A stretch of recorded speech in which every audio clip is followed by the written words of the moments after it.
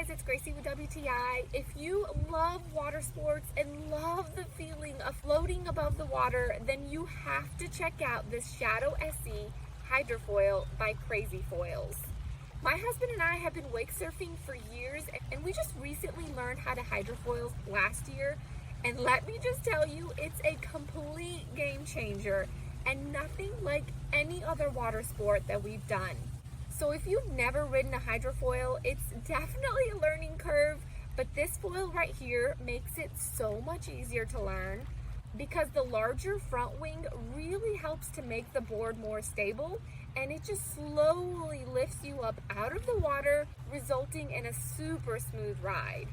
I cannot even begin to describe how incredible and how thrilling it feels to just fly over the water.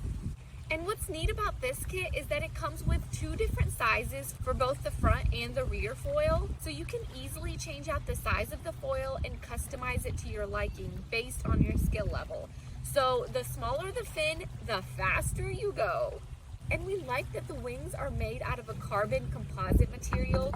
They are super durable and they're very responsive on the water.